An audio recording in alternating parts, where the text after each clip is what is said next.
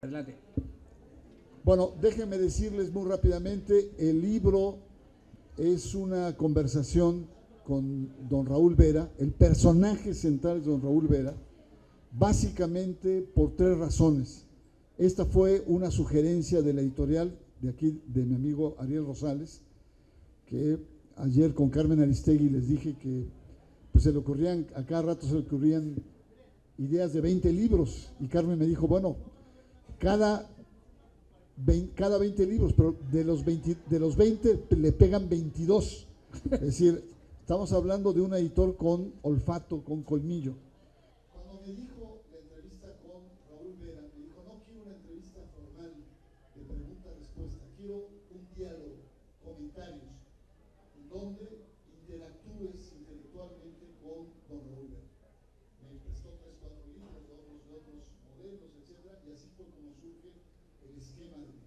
Pero en realidad no nos hagamos tontos, el personaje de Raúl. Lo importante yo era, la verdad, simplemente una persona que trataba de provocarme el poder sistematizar la experiencia de don Raúl. Por tres razones. Uno, don Raúl es una persona que ha mostrado un compromiso social, un compromiso evangélico, ha mostrado un rostro diferente de la iglesia de manera consistente, perseverante y clara. Es un personaje que es más reconocido incluso fuera de la iglesia, en los medios, en los intelectuales, en los movimientos sociales, que en la propia iglesia. Segundo, don Raúl es una persona que aglutina un conjunto de causas que van más allá de la perspectiva de la vieja teología de la liberación, que se centraba mucho en el cambio de estructuras, en el cambio de paradigmas, en el plano de lo macro. La experiencia de don Raúl, sobre todo a partir de la ciudad de Altamirano, y sobre todo a partir de Chiapas, le da una contextura de la práctica cotidiana de diferentes sectores sociales, mujeres, indígenas, mineros, homosexuales, migrantes, es decir, sigue la práctica cultural y las identidades diversas de actores que configuran no una opción global o general, sino opciones precisas. Bueno, ahí se surge entonces ya la tesitura del libro. En un segundo momento me parece muy importante decir que don Raúl es una persona muy crítica de la iglesia, pero me sorprendió que su reflexión y análisis durante todas estas conversaciones era más fuerte a la crítica del Estado y de la sociedad, y muy generoso y bondadoso al interior de la iglesia, y ahí es donde tuvimos discrepancias, porque yo más bien estoy al revés, probablemente sea más moderado en lo social, pero mucho más radical en lo clerical, y ahí tuvimos encuentros y desencuentros. Lo que descubro en don Raúl, y ustedes lo van a poder ver cuando vean el texto, es que don Raúl es muy bondadoso, incluso con la gente que le persigue al interior de la iglesia. Sobre todo hablando de la derecha, que ha sido una derecha muy perseverante, muy consistente. Otro aspecto que me parece interesante para entender a don Raúl, que descubrí yo en este libro, es que la gente piensa que don Raúl, por arte de magia, surge en Chiapas. Y no es cierto. Por supuesto que no es cierto. Como si le hubieran dado un brebaje, o hubiera consumido algo, o los indígenas lo hubieran. No. Don Raúl es consistente con su historia. Él viene de la militancia del 68 como estudiante. Don Raúl también viene de otro movimiento que convulsionó aquellos años, que fue el Concilio Vaticano II.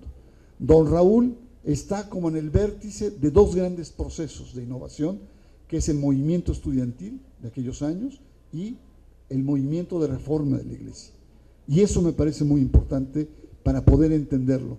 De tal suerte que Chiapas no fue una casualidad, pero también es cierto que lo enviaron a Chiapas para demoler la acción de don Samuel Ruiz.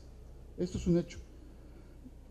Cuando don Raúl toma partido, realmente causa una verdadera conmoción. Y para muchos que no lo conocen, vayan, creo que ni la propia iglesia, Prilloni, si lo hubiera conocido, seguramente no lo hubieran mandado a Chiapas, eso seguro. A partir de ese momento empieza, digamos, el rostro visible de un pastor que surge, que viene todo un proceso, pero que se afianza y que de manera injusta es maltratado por la Iglesia, es maltratado por sus compañeros en el episcopado, es maltratado por el Vaticano, diría, yo me atrevo a decir, él nunca lo va a reconocer, y es maltratado porque él tenía derecho de sucesión en la diócesis, y lo mandan a Saltillo, y él acata con serenidad, con paciencia, pero con amorosidad también, y eso hay que reconocerlo. Y desde Saltillo empieza toda una labor que hoy conocemos, y que para mí lo interesante es que no se queda con los viejos paradigmas de la teología de la liberación, de los grandes cambios estructurales, sino que percibe la sensibilidad de los actores, percibe la identidad de la gente, la cultura, las identidades culturales de mujeres, de indígenas y sobre todo de homosexuales, con los cuales tiene roces importantes, no solamente con Roma, sino sobre todo con la derecha católica. Termino señalando que don Raúl, en este texto, tuvimos algunos momentos de encuentro, pero también tuvimos algunos momentos, yo no diría de desencuentro, porque tengo que admitir que yo admiro mucho la trayectoria de don Raúl. Lo que creo que el texto puede aportar es conocer más un personaje, como es don Raúl, que no es cualquier personaje. En los 2 últimos octubres ha sido candidato, ha estado en la terna de Premio Nobel de la Paz, o sea, no es un accidente, no es un obispo progresista solamente, es portador de muchas causas. Me parece entonces que el libro se escribe como en 2 momentos históricos recientes. Hay 2 presidentes, Felipe Calderón y Peña Nieto, y hay 2 papas también. El libro se escribe justo a la mitad de este proceso. Por lo tanto, son momentos, sobre todo a nivel de iglesia, donde las posturas se van desnudando y permite un análisis mucho más objetivo. Yo creo que es un texto que vale la pena, está hecho por 2 católicos, por 2 cristianos, y que está escrito con criticidad, pero también con mucho amor, sobre todo por el futuro de lo que representa nuestra cultura cristiana, que tiene mucho que dar en términos éticos, en términos de valor, y sobre todo no tener en perspectiva un Cristo triunfalista de poder, sino sobre todo un Cristo dado hacia la gente más humilde, como llamaría el Papa, hacia las fronteras de la sociedad. Muchas gracias y le agradezco muchísimo a don Raúl toda la paciencia que tuvimos. Agradezco mucho también el espléndido y sobre todo generoso prólogo de Javier Sicilia. Jackie Chamel por acá está, que trabajó durísimo. También Enrique Calderón, su esposa, que trabajó con el tema duro. Y me quedo con una imagen de don Raúl. Don Raúl, así como lo ven, de seriecito, quietecito y tal. Es muy pilas, don Raúl, es muy bravo. Cuando tuvimos una conversión en Parras, sacrificó unos días de vacaciones, me recogió en Saltillo y con su chofer nos fuimos hacia Parras, unas carreteras largas, planas. Yo apenas si podía conversar con don Raúl, que venía muy animado conversando adelante en el asiento, yo iba atrás, su chofer manejando, porque iba rapidísimo el chofer, iba como a 130, 140. Y yo la verdad que no me concentraba. Cuando llegamos le pregunté al chofer, oiga, ¿cómo se llama usted, señor? Me dijo, fulanito de tal. Digo, pues debería llamarse Fittipaldi o Senna, porque qué manera de correr. Dice, y eso no es nada, señor, si hubiéramos venido solos, el señor obispo me dice, pícale, güey, porque llegamos tarde. Muchas gracias. Gracias.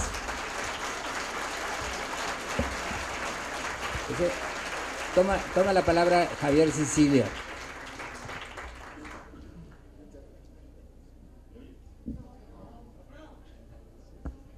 Ahora sí. Pues voy a ser breve porque, bueno, se compactó el tiempo para darle la palabra a don Raúl, que todos queremos oírlo. Y yo, pues, daré también algunos trazos, ¿no? Y Bernardo dice que la figura central es don Raúl. De hecho, el libro se llama El Evangelio Social del Obispo Raúl Vera.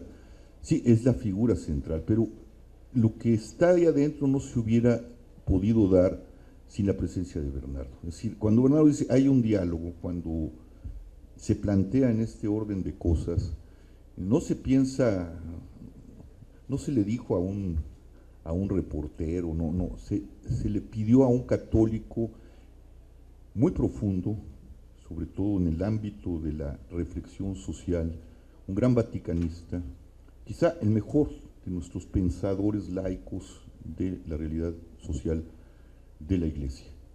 Entonces, si este libro es lo que es, y verdaderamente vale muchísimo la pena que lo vean, es porque don Raúl tenía un profundo interlocutor y viceversa, ¿no? Y verdaderamente hay momentos duros, ríspidos, donde Bernardo Barranco, desde su saber, y un saber bien arraigado, estamos hablando de dos hombres de iglesia, en el sentido mejor de la palabra, dos grandes católicos, le saca lo mejor a don Raúl Vera, ¿no? Y don Raúl arremete y Bernardo vuelve, y vuelve, ¿no? Y en ese intercambio ríspido, duro, de dos católicos, que habla también muy bien de esta realidad buena de la Iglesia, cuando no es el orden jerárquico el que, como siempre nos han enseñado, ¿no? Y el pastor y el laico, no, es aquí un laico y un obispo, hablándose de tú a tú, frente al fenómeno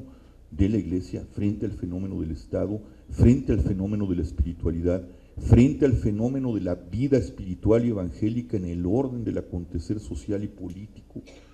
Es un libro que vale mucho la pena, ¿no? Es decir, yo agradezco profundamente el libro, lo extrañaba. Este tipo de libros los podemos encontrar en Europa. Es la primera vez que en este país se da un libro de esta naturaleza, con esa hondura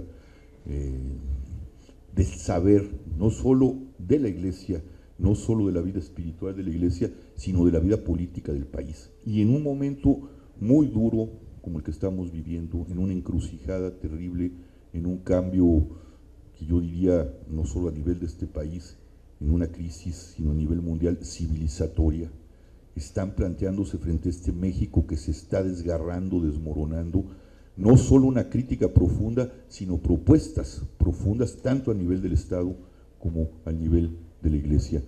Y pues yo los invitaría a que se sumergieran en ese debate, y uno también debate con ellos, ¿no? Es tan rico el libro que uno también se pelea y está ahí adentro y le dice, ¿por qué don Raúl dice esta chingadera? ¿Y por qué, ¿no? ¿Y por qué Bernardo le dice así? Y entonces uno también entra en el debate, sobre todo cuando uno es gente también de la Iglesia, uno también es un ser que conoce la vida espiritual, que ha caminado con esa Iglesia y que ha caminado con la vida del país, la vida social, la vida política. Es un libro rico, positivo, profundo en todos los sentidos. Y yo le dejo la palabra a don Raúl, porque creo que es ahora sí el personaje importante en este debate.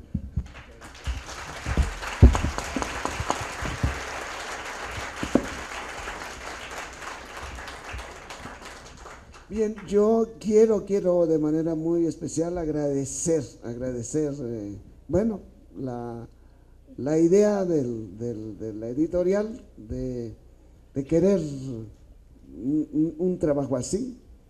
Agradezco a Bernardo que haya aceptado, y le agradezco la manera tan sutil y tan viva en la que me presenta el proyecto. Y quiero decir, y estoy aquí pero de acuerdísimo con Javier, que yo sabía que iba a tener un interlocutor exigente. Yo no llamaría nada más crítico a Bernardo, es exigente. Sé que iba a estar con una persona exigente, que no se iba a quedar con todo, como dice aquí mi querido hermano, con chingaderas. Digo, para que me entiendan ustedes. Entonces, no se iba a quedar a la mitad, yo sé.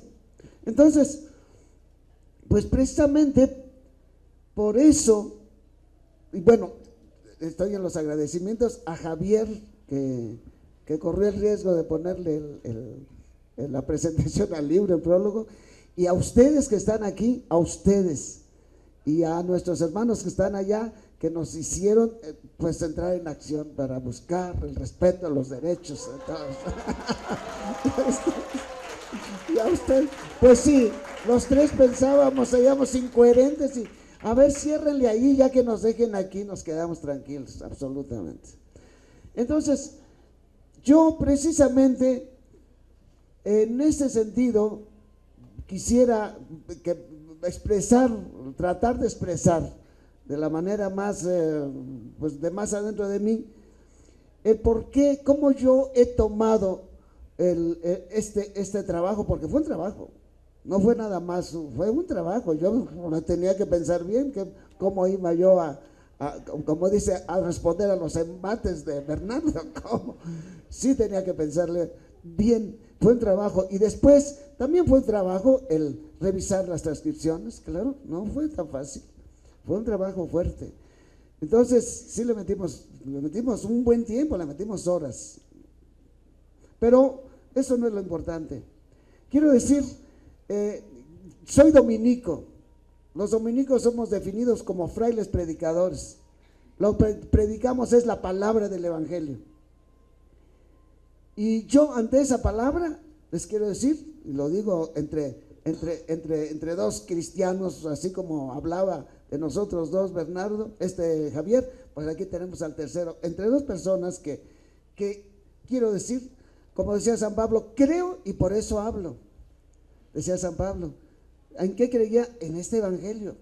Y yo precisamente lo que veo en el evangelio es siempre un continuo desafío, siempre una exigencia. El evangelio abre horizontes. A mí, para empezar en la universidad, en mi encuentro con los dominicos, se me amplió el horizonte, tanto se me amplió que van a ver ustedes que yo de plano renuncié a seguir por la carrera que estaba estudiando. Bueno, sí, ya terminé, eso lo cumplí, sí terminé. Porque sí, terminé, cerré un ciclo. Pero, sinceramente, cuando me pasó lo que el cabrito, dicen ahí en el norte, me suicidé cuando supe lo que iba a hacer de grande.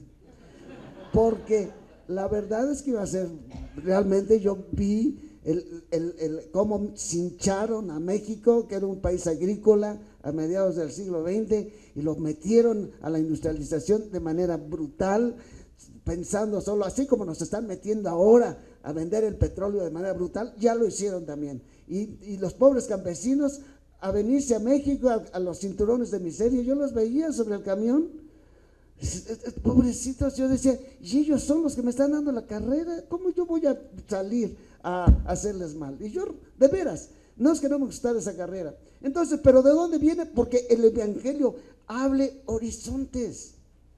Pablo cuando habla de cuando él encontró a Jesús y encontró el evangelio, dice, he dejado lo que está atrás y me he tirado a lo que está adelante. Es que no termina, el horizonte no termina. Es toda la familia humana la que tiene que entrar en un proyecto de dignidad, en un proyecto de grandeza, en un proyecto de plena realización. No acaba el horizonte jamás, y las nuevas generaciones que se van incorporando, no acaba. Y decía yo, sinceramente, yo así trabajando en ese sentido y viendo todo lo que hace falta, yo viviría 300 años más, no tengo problema, porque es mucho lo que hay que hacer. Sé que no me va a tocar a mí, claro que sí, pero ahí viene la otra parte, que no nos echamos nosotros la carrera. Es lo más interesante, que el horizonte lo completamos entre todos. Esto es otra cosa también, es entusiasmante. Hace un rato Bernardo hablaba, pues, y también en ese sentido hablaba Javier, de lo que entendemos por iglesia muchas veces. Entendemos por iglesia, pues acá nada más los que tenemos un gorrito, los que tenemos una sotana.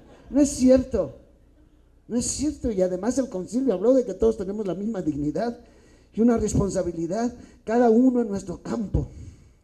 Entonces, en ese sentido, también lo que va uno descubriendo, que Cristo puso la tierra para todos. En el evangelio la tierra la puso y se la dio a todos, y además que la administráramos todos y con participación de todos. Entonces, el proyecto de Jesús abarca a toda la familia humana. No, Jesús no vino a fundar una religión para hacerle competencia a los futuros fundadores o a los anteriores fundadores. Jesús vino a rifársela por la tierra, y la tierra pensando en todos. Y esto es también otro horizonte que en lugar, no siente uno cansancio. La verdad, yo entré en la planeación de Dios desde que estaba en Ciudad Altamirano, en un método prospectivo de planeación de Dios. Esto lo sacó, lo manejó, especialmente un genio que estaba allí en el Mundo Mejor, se llamó Juan Bautista Capelaro. Se le ocurrió decir, bueno, esto que le llaman la planeación de escenarios, en donde tú ves un ideal y te mueves hacia él, y te mueves con etapas pequeñas, no lo ves así al garete. La esperanza es algo que se va realizando encontrándonos con un futuro ya presente. Esto es la virtud de la esperanza, que Dios hace ver en nosotros ya saborear el presente, en el presente saborear un futuro, en las pequeñas o grandes conquistas, pero siempre estás tú haciendo en esa novedad de cada día. Decía hace un rato Bernardo, no nada más tiene uno que pensar en los cambios de estructuras, porque también pienso en los cambios de estructuras, por supuesto, y toda la vida me estoy peleando por los males estructurales que hay, pero por supuesto que esos cambios se dan en los encuentros con las personas, cuando uno ve lo que hace el Evangelio, porque el Evangelio no es de uno se propuso recibir una palabra de una persona muy grande, además que como hombre vivió íntegramente su vida humana y fue exitoso, un jovencito de 33 años que puso de cabeza a todos y sigue poniendo cabeza a muchos. Entonces, en ese sentido, yo, por ejemplo, tuve una experiencia inolvidable. Hice 3 visitas al penal de las Islas Marías. Desde la primera vez vi lo que es capaz de hacer el Evangelio. Personas descorazonadas, personas que se saben apestados porque estás en una cárcel, no vales nada. Con decirles que cuando estábamos después de 3 días con ellos, 2 días con ellos, y estaban cantando, nos prestaron una obra negra de un hospital que ya la primera planta, o sea, la planta baja ya la tenían trabajando, y bajábamos y nos decían los médicos, oigan, pues ¿qué les dieron? En nuestra vida habíamos oído cantar esos presos así. Y llegamos después de 1 año y seguían así. No fue una llamarada de petate. El bautizo más bello que he hecho yo en mi vida lo hice allí, con un muchacho que no estaba ahí porque se había robado unos chocolates. Y él pedía el bautismo. Me dijo, iba con mi superior del prior del convento, y dice, órale, ¿te avientas a prepararlo en estos días que vamos a estar aquí? Claro que me aviento. Ese muchacho recibió el agua del bautismo, se le encendió la cara y empezó a llorar en medio de unas carotas duras en donde cada quien tiene que demostrar que es más macho. Este muchacho empezó a llorar. Nunca he vuelto a ver un bautizo de ese tamaño. Entonces, ¿qué es lo que quiero decir? Esa apertura de los nuevos horizontes es ver más allá. Entonces, con ese, y lo digo, lo hice con entusiasmo. Lo hice con entusiasmo porque dije, oye, un vehículo como es un libro que puede estar al mismo tiempo, oye, algo puede suceder como sucedió en aquella prisión. No es que vea una cárcel, casi ahorita nos tienen como en una cárcel a todos, ¿eh?